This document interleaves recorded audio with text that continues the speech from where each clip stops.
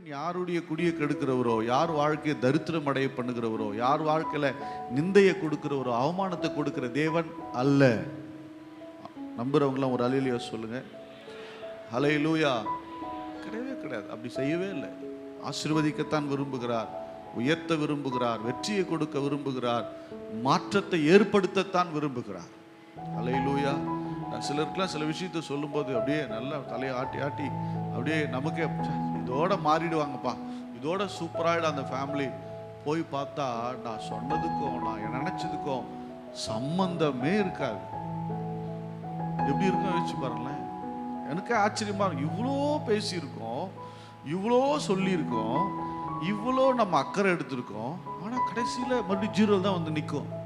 நான் நினச்சிட்டு போவேன், எப்படி இருந்தாலும் ஒரு 90% ஓரளவுக்கு ரெடி ஆகிடுவாங்க, இந்த குடும்பம் கர்த்தருக்குள்ளே வந்துடும், எல்லாத்தையும் பேசி கீசி ஆதங்கப்பட்டு ஜோம் பண்ணிட்டுலாம் வந்திருப்பேன். ஆனால் கடைசியில் பார்த்து ஜீரோவில் வந்து நிற்கும். ஏற்கனவே ஒரு 40% இருக்கும் போல். நான் பேசிட்டு வந்ததுக்கப்புறம் ஜீரோவில் போயிருப்பாங்க. எனக்கே புரியாது, நான் தப்பா அவங்க தப்பா எங்க தப்பு வந்துச்சு. எனக்கு அன்பானவர்களே, தேவன் எல்லோரையும் ஆசீர்வதிக்க விரும்புகிறார். நியாயாதிபதி நாட்கள் அப்படித்தான்.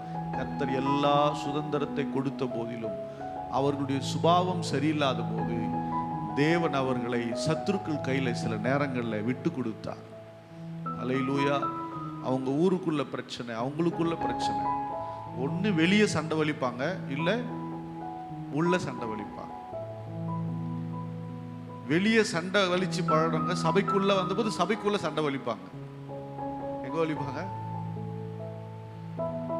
வெளியே குறை பேசி பழக, உள்ள வந்தோடனே உள்ள இருக்கிறவங்கள குறை பேசி பழகுவாங்க.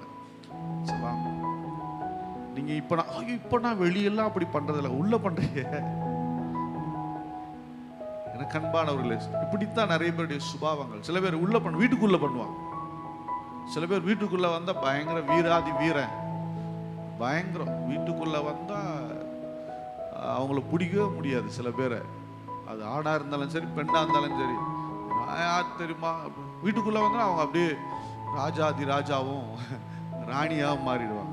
வெளியே போனா பாவமா இருக்க பார்க்கறதுக்கு, அப்படி மாறிடுவாங்க. அல்லேலூயா, அல்லேலூயா.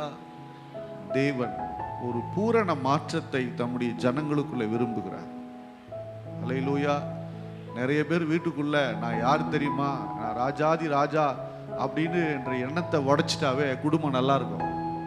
நான் யார் தெரியுமா, எங்க அப்பா வீட்டில் என்ன தெரியுமா, எனக்கு எப்படி அப்பா வீட்டில் என்ன இருந்துச்சு அங்கே இல்லை. இங்கே நீங்கள் இருக்கிறீங்க, உங்கள் குடும்பத்தில் இருக்க நீங்கள் தான் அவங்க குடும்பத்தில் மிக மெச்சூரிட்டியான பர்சனை மாறி இருக்குங்க. அல்லேலூயா. புத்தி உள்ள ஸ்திரீ தன் வீட்டை கட்டுகிறாள். அந்த ஹேண்ட்லிங் நீங்கள் நீதிமொழிகளை படிங்களேன், கடைசி சாப்டர்லாம். அந்த நிர்வாக திறன் இருக்கு தெரியுமா, எல்லாரையும் ஹேண்டில் பண்ணுறது. புத்தியுள்ள ஸ்திரியை கற்றுக்கணும். நிறைய நேரங்களில் தேவன் நமக்கு வாய்ப்புகளை கொடுத்தும் நம்ம இழக்கிறோம். எங்கே மிஸ் பண்ணணும் உக்காந்து யோசிச்சு பார்க்கறதுக்கே நம்ம என்ன பண்ணுறது இல்லை, டைமே கொடுக்கல.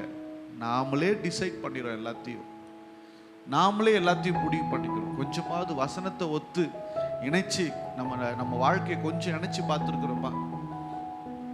பார்க்கவே இல்லை. அதனால தான் நிறைய இழப்புகள். நான் சொல்லும்போது மனசு காயப்படும். பரவாயில்ல, இன்னைக்கு காயப்படலாம், ஆனால் அந்த காயத்தோட காலம் முழுக்க வாழ்ந்துடக்கூடாது. அந்த காயம் ஆற்றப்பட்டு சுகமான வாழ்க்கை வாழணும். அல்லேலூயா. நான் அதை தவிர இன்னைக்கு காயப்பட்டுடலாம், ஆனால் அந்த காயத்தோடையே காலம் முழுக்க வாழ்ந்துடக்கூடாது. அந்த காயம் மாற்றப்பட்டு சுகமான வாழ்க்கைக்கு நேராக தேவன் விரும்புகிறார்.